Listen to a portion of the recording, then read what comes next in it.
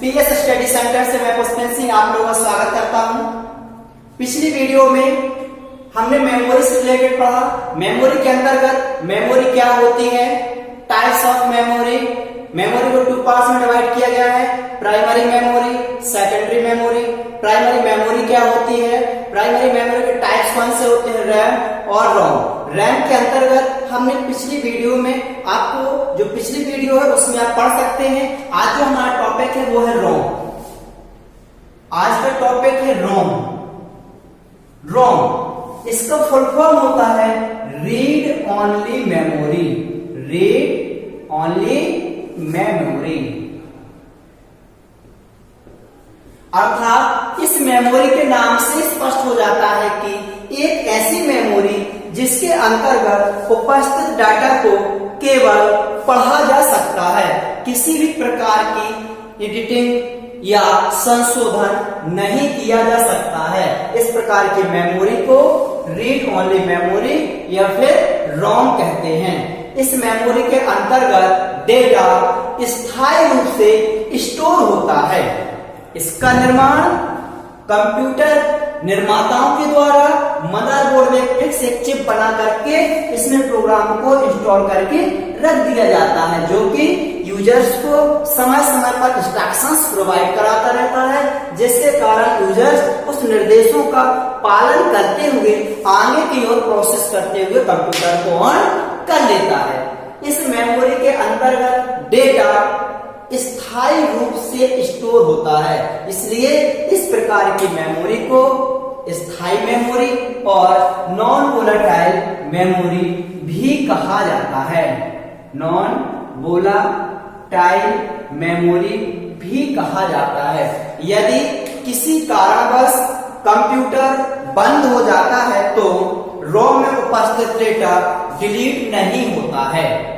रोम के अंतर्गत जो रोम मेमोरी होती है, इसके अंतर्गत एक प्रोग्राम्स जनरेट होता है जिसका नाम है बायोस, BIOS, यानी basic input output system. Basic input output system, देखिए ये BIOS basic input output system अर्थात एक ऐसा सिस्टम जो कंप्यूटर के इनपुट और आउटपुट डिवाइसेस को चेक करने का कार्य करता है। यदि इनपुट और आउटपुट डिवाइसेस सही तरीके से पोर्ट में कनेक्ट की गई हैं तो आगे की प्रोसेस को जो भी इनपुट आउटपुट डिवाइसेस होते हैं, जो हार्डवेयर डिवाइसेस होती हैं, यदि ये डिवाइसेस सही तरीके से पोर्ट में कनेक्ट की गई हैं तो आगे की प्रोसेस के लिए इसको कंप्लीट करके आगे की प्रोसेस के लिए जनरेट कर देता है। लेकिन जो रोम मेमोरी है इसके अंतर्गत एक प्रॉब्लम्स थी कि समय के साथ यदि हमें उस मेमोरी को किसी प्रकार की एडिटिंग करना है या समय के साथ उस सिस्टम में बदलाव करना है तो ये इसमें क्या थी, इसकी प्रॉब्लम्स थी। इस प्रॉब्लम को किस प्रॉब्लम को कि इस मेमोरी के अंतर्गत उपस्थित डेटा को केवल पढ़ा जा सकता है। कंडीशंस क्या थी कि जो रोम में डेटा उपस्थित है उसको हमें एडिटिंग भी करना है, संशोधन भी करना है। तो इस प्रॉब्लम को सॉल्व करने के लिए इसके अंतर्गत निम्न मेमोरीज का यूज किया जाता है। सबसे पहला है पीरोम। पीरोम सेकंड है ईपीरोम, थर्ड है डबल ईपीरोम। यानी जो मेमोरी में प्रॉब्लम्स थी उस प्रॉब्लम को सॉल्व करने के लिए रोम को ही निम्न पार्ट्स में डिवाइड किया गया है। पीरोम इसका फुल फॉर्म होता है प्रोग्रामेबल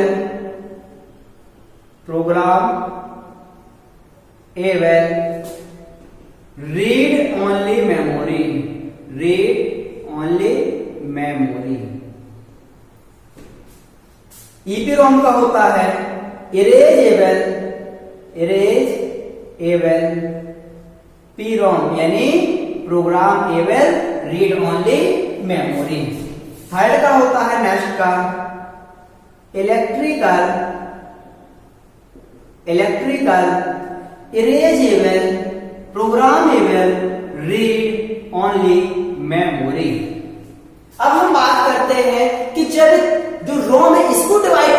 गया, जब रोम का मतलब ही होता है कि इसमें हम केवल डाटा को पढ़ सकते हैं, किसी भी प्रकार का संशोधन नहीं कर सकते हैं, तो फिर इन मेथड्स का यूज क्यों किया गया?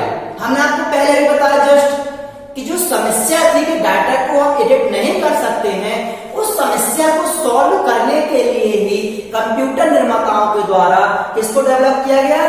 पीरोम, ईपीरोम, डबल ईपीरोम, राइट। तो अब हम बात करते हैं पीरोम।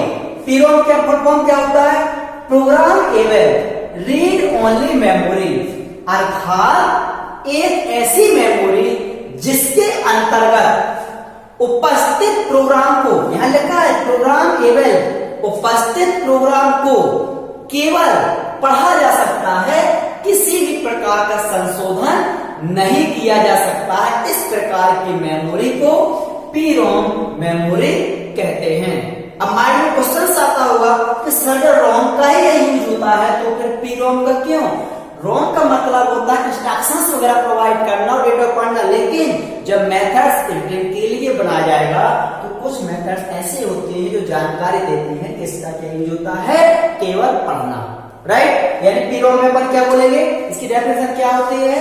एक ऐसी मेमोरी जिसके अंतर्गत उपस्थित प्रोग्राम को केवल पढ़ा जा सकता है, किसी भी प्रकार का संशोधन नहीं किया जा सकता है।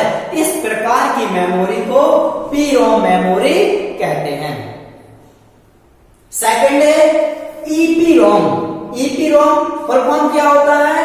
Erasable programmable read only memory, अर्थात एक ऐसी मेमोरी जिसके अंतर्गत उपस्थित प्रोग्राम को परावैंगनिक किरणें, याद रखिएगा थोड़ा, परावैंगनिक किरणें जिसको हम बोलते हैं अल्ट्रा वायलेट रे, अल्ट्रा वायलेट रे, या फिर हिंदी बोले तो परावैंगनिक किरणों के माध्यम से अपडेशन या फिर मॉडिफाई किया जा सकता है।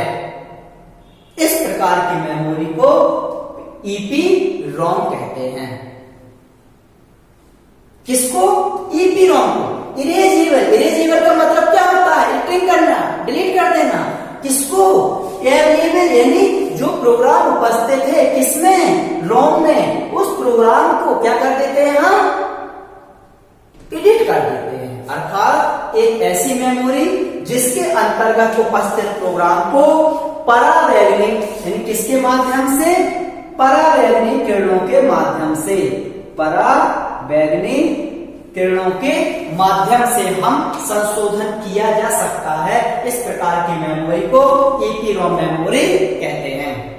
Next double EPROM. Double EPROM इसका फुल फॉर्म क्या है भाई? इलेक्ट्रिकल। हमें वर्ड याद करना है ना, रोम यानी रीड ओनली मेमोरी, पी आ गया तो प्रोग्रामेबल मेमोरी, ई आ गया तो इरेजेबल, और डबल ई आ गया, अब देखिए ई के बाद फिर ई आ गया पहले, तो electrical, erasable, programmable, read only memory. अर्थात डबल ई की बात कर रहे हैं अपन, डबल ईपीरोम यानी थर्ड नंबर की बात कर रहे हैं। इसकी डेफिनेशन क्या होता है? इसका कार्य क्या होता है? अर्थात एक ऐसी मेमोरी जिसके अंतर्गत उपस्थित प्रोग्राम्स को, जिसके अंतर्गत उपस्थित प्रोग्राम को इलेक्ट्रॉनिक सिग्नल या कंप्यूटर में उपस्थित कमांड के द्वारा, किसके द्वारा? कमांड के द्वारा संशोधन किया जा सकता है। इस प्रकार की मेमोरी को डबल ईपीरोम कहते हैं। क्या डेफिनेशन बताया मैंने आपको? ईपीरोम में क्या होता है डबल ईपीरोम का? अर्थात एक ऐसी मेमोरी जिसके अंतर्गत उपस्थित प्रोग्राम को इलेक्ट्रॉनिक सिग्नल या कंप्यूटर में उपस्थित कमांड के द्वारा अपडेशन या फिर मॉडिफाई किया जा सकता है। इस प्रकार की मेमोरी को डबल ईपीरोम कहते हैं। अपडेशन या एडिटिंग का मतलब होता है डेटा को ऐड करना, डिलीट करना, वो जो डेटा लिखा है उसको अपडेट करना, उसको बोलते हैं हम मॉडिफिकेशन या फिर मॉडिफाई। तो आज जो हमारा टॉपिक था रोम,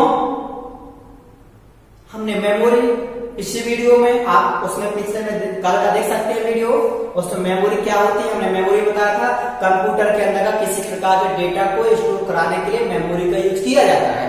मेमोरी टू टाइप्स की होती है, प्राइमरी सेकेंडरी। प्राइमरी मेमोरी को कंप्यूटर की मेन मेमोरी कहते हैं, जिसके अंदर का प्रोग्राम्स या इंस्ट्रक्शंस को रन वगैरह या फिर प्रोग्राम्स को रन किया जाता है। जैसे आपने रैम में पढ़ा था, रैम यूज क्या होता था, जैसे यूजर कोई किसी प्रकार डेटा को इनपुट करता है तो वो प्रोग्राम जो होते हैं, जो डाटा होता है उसको रन करने का कार्य कौन कराता है, रैम कराता है। रैम मेमोरी को रीड राइट मेमोरी भी कहते हैं, इसको अस्थायी मेमोरी भी कहते हैं। यदि कंप्यूटर किसी कारणवश बंद हो जाता है तो रैम में उपस्थित डेटा डिलीट हो जाता है। फिर आज हमारा जो टॉपिक क्या था, रोम। रोम में हमने क्या पढ़ा, रीड ओनली मेमोरी, अर्थात एक ऐसी मेमोरी जिसके अंतर्गत उपस्थित डेटा को केवल पढ़ा जा सकता है, किसी भी प्रकार का संशोधन नहीं किया जा सकता। लेकिन समय के साथ अपडेशन के साथ उसमें एडिट करना था, इसलिए उसको निम्न पार्ट में डिवाइड कर दिया। जिसमें समस्या है उसको सॉल्व करने के लिए पीरोम, डबल ईपीरोम और डबल ईपीरोम। तो पीरोम में क्या पढ़ा, अर्थात एक ऐसी मेमोरी जिसके अंतर्गत उपस्थित प्रोग्राम को केवल क्या कर सकते हैं, पढ़ सकते हैं, उसको बोलते हैं ईपीरोम। ईपीरोम में क्या पढ़ा हमने, इरेजेबल यानी अर्थात एक ऐसी मेमोरी जिसके अंतर्गत उपस्थित डेटा को या फिर प्रोग्राम्स को परावैनिकरणों के माध्यम से एडिट कर सकते हैं या फिर मॉडिफाई कर सकते हैं, अपडेशन कर सकते हैं, तो उसको बोलते हैं ईपीरोम। डबल ईपीरोम यानी अर्थात एक ऐसी मेमोरी जिसके अंतर्गत उपस्थित डेटा को इलेक्ट्रॉनिक सिग्नल के माध्यम से या फिर कंप्यूटर उपस्थित कमांडों के माध्यम से उसमें एडिटिंग कर सकते हैं, उसको बोलते हैं डबल ईपीरोम। क्लियर है, पीरोम यानी प्रोग्राम को रीड करना, ईपीरोम मतलब क्या होता है, परावैनिकरणों के द्वारा इसमें क्या कर सकते हैं, संशोधन कर सकते हैं। डबल ईपीरोम इलेक्ट्रॉनिक सिग्नल या फिर कमांड के द्वारा प्रोग्राम में संशोधन किया जा सकता है। यदि आप लोगों को वीडियो अच्छी लगे तो आप शेयर करें, लाइक करें और अपने चैनल्स को, जो चैनल है पीएस स्टडी सेंटर, इसको सब्सक्राइब जरूर कर लीजिए, क्योंकि इसको आप सब्सक्राइब कर लेंगे तो जैसे ही वीडियो आती है वो आपको समय समय पर वीडियो आपको मिलती रहेगी कंप्यूटर से रिलेटेड। और उसके साइड में राइट साइड में एक बेल आइकन होता है, उसको आप प्रेस करना ना भूलें, जिस कारण से आपको सबसे पहले आपको वीडियो का नोटिफिकेशन मिल सके। Thank you.